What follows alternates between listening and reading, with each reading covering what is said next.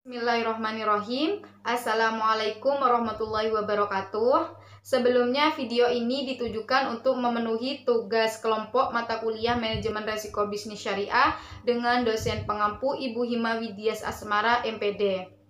Kami dari kelompok 2 yang terdiri dari 4 anggota yang masing-masing bekerja sama untuk memenuhi tugas ini.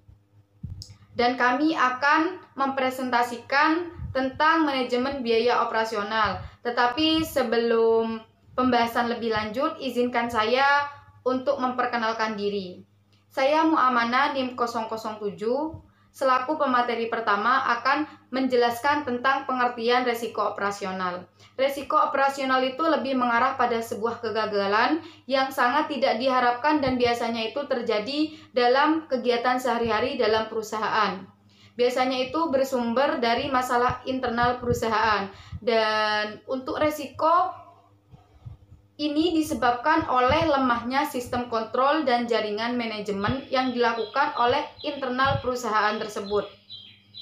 Risiko operasional sebagai risiko kerugian yang dihasilkan dari kegagalan atau tidak memadainya proses internal manusia dan sistem dan kejadian-kejadian eksternal.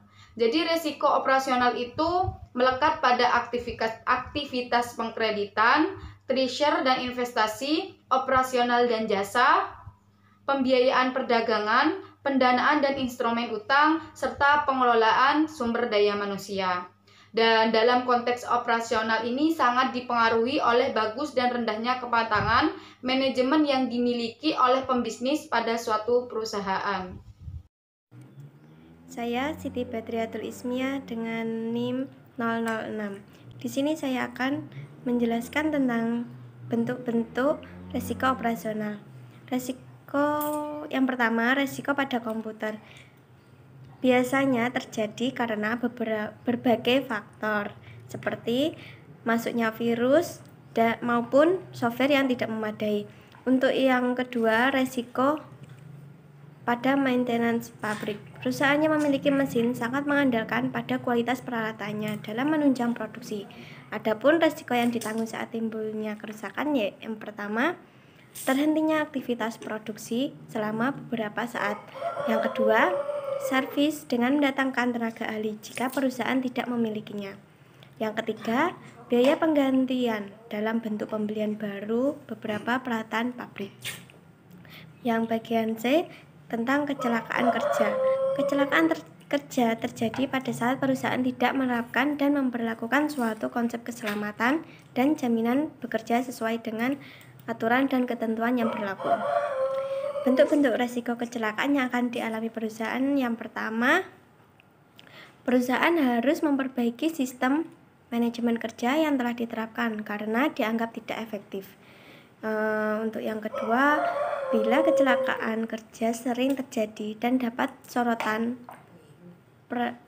maka akan berakibat turunnya reputasi perusahaan di mata konsumen dan mitra bisnis. Untuk yang ketiga, perusahaan tidak menerapkan keselamatan kerja, maka saat mengajukan pinjaman ke perbankan akan mengalami kendala. Untuk bagian D, tentang kesalahan dalam pembukuan secara manual ataupun manual resiko. Untuk yang pertama pembukuan secara manual, ditulis atau dicatat di kertas akan cepat rusak. Untuk yang kedua, jika kesalahan dalam pencatatan secara manual, maka penyelesaian dan pencarian sumber masalah dilakukan secara manual. Untuk yang ketiga, proses penyusunan pembukuan berlangsung dengan waktu yang lama sehingga pekerjaan tidak efisien dan efektif. Untuk selanjutnya, tentang kesalahan pembelian barang dan tidak ada kesepakatan, barang ditukar kembali.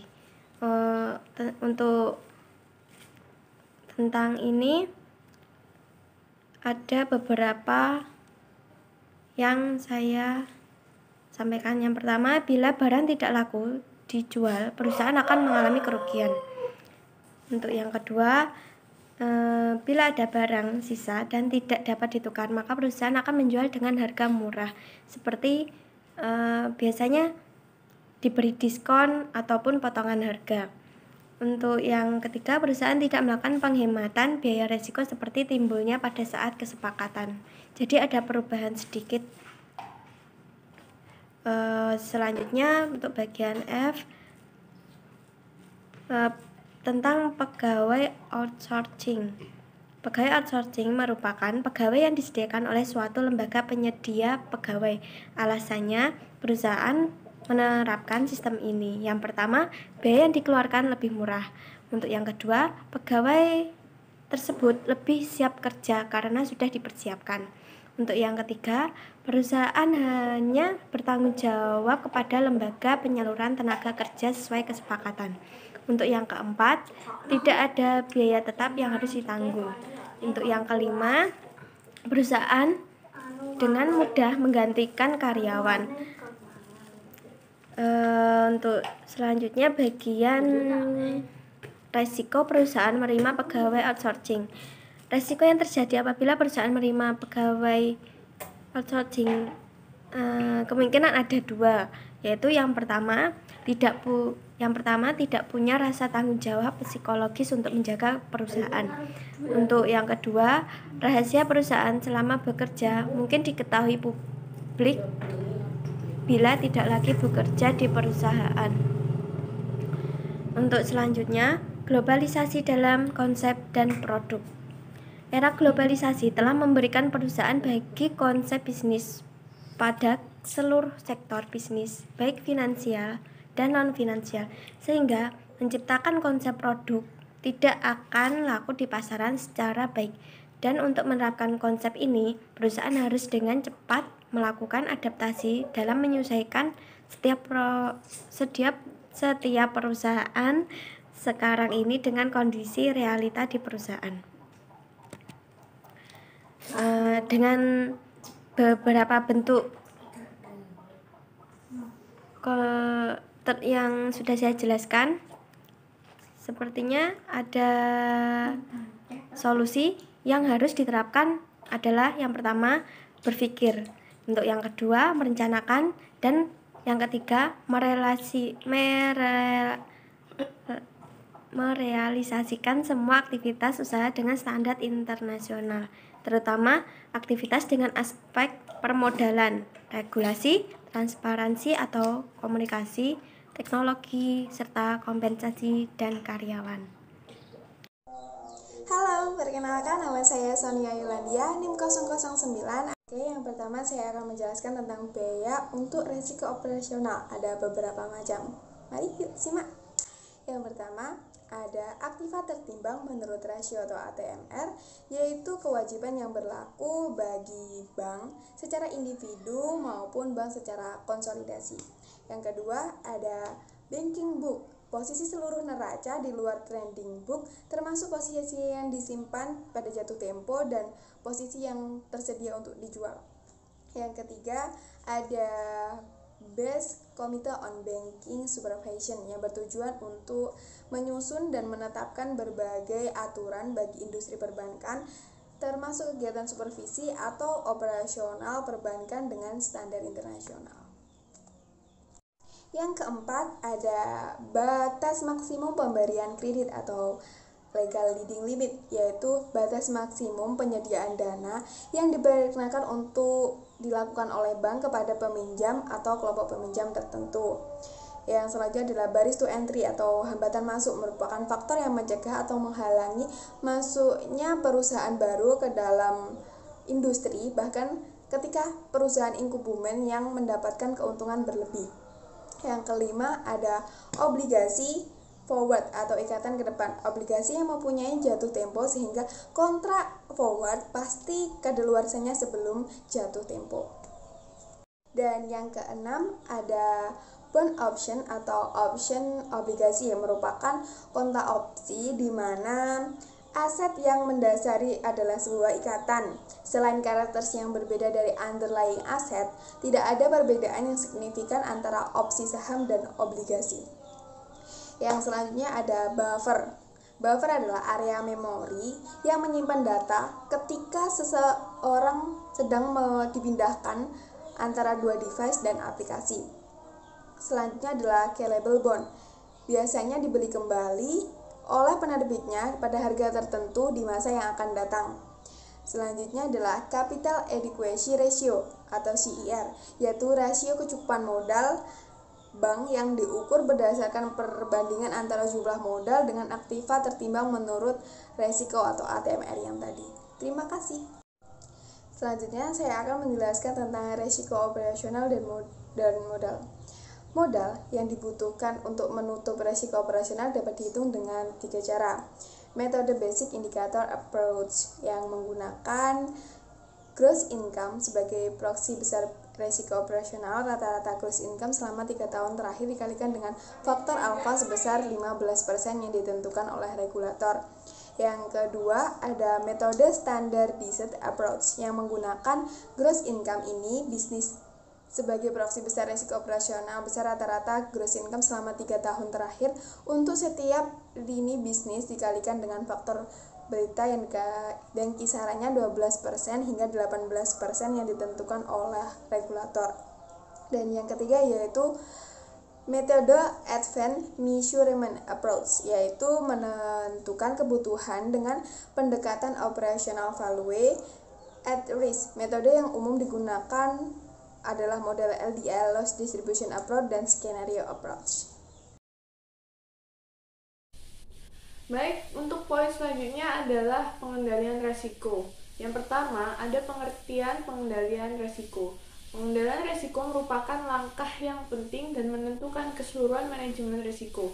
Resiko yang telah diketahui besar dan potensi akibatnya harus dikelola dengan tepat, efektif, dan sesuai dengan kemampuan perusahaan. Yang kedua, ada pentingnya pengendalian resiko. Menurut Hanafi, untuk resiko yang tidak bisa dihindari, organisasi perlu melakukan pengendalian resiko dengan menggunakan 2 dimensi. Yang pertama ada probabilitas dan severity. Pengendalian resiko bertujuan untuk mengurangi probabilitas muncul kejadian, untuk mengurangi keseriusan ataupun keduanya. Nah, untuk pengendalian resiko itu mempunyai peran penting dari serangkaian proses manajemen resiko karena merupakan penentu selamat atau tidaknya perusahaan dari kerugian. Upaya-upaya untuk menanggulangi resiko harus selalu dilakukan sehingga kerugian dapat dihindari atau diminimumkan. Sesuaikan dengan objek yang terkena risiko. Ada beberapa cara yang dilakukan perusahaan untuk melakukan pengendalian risiko. Ada beberapa cara yang dilakukan untuk melakukan pengendalian risiko. Yang pertama, bisa melakukan pencegahan dan pengurangan terhadap kemungkinan terjadinya peristiwa yang menimbulkan kerugian. Yang kedua, ada melakukan retensi, mentolerir membiarkan terjadinya kerugian, dan untuk mencegah tergantungnya operasi perusahaan akibat kerugian tersebut, disediakan sejumlah dana untuk menanggulanginya. Yang ketiga, ada melakukan pengendalian terhadap risiko itu sendiri, dan yang terakhir, mengalihkan atau memindahkan risiko kepada pihak lain, yaitu dengan cara mengadakan kontrak pertanggungjawaban asuransi dengan perusahaan asuransi terhadap risiko tertentu dengan membayar sejumlah premi asuransi yang telah ditetapkan. Nah, dari penjelasan kelompok kami didapati kesimpulan bahwa resiko operasional adalah resiko yang terjadi akibat kesalahan faktor manusia, kegagalan atau tidak berfungsinya sistem, kesalahan dalam prosedur kerja, dan akibat eksternal yang semuanya merupakan penyebab terjadinya event resiko operasional. Salah satu faktor yang dapat memberi pengaruh pada risiko operasional seperti risiko pada komputer, risiko pada maintenance pabrik, kecelakaan kerja, kesalahan dalam pembukaan secara manual, kesalahan pembelian barang dan tidak ada kesepakatan, ataupun barang ditukar kembali, pegawai outsourcing, globalisasi dalam konsep dan produk, dan lain-lain. Nah, demikian presentasi dari kelompok kami. Bila ada kurangnya, kami mohon maaf, dan apabila ada kritik dan saran, silakan teman-teman bisa melakukan tanya jawab kami. Bila ada kurangnya, kami mohon maaf, dan apabila ada kritik dan saran, silakan teman-teman bisa melakukan tanya jawab nanti. Demikian, Assalamualaikum warahmatullahi wabarakatuh.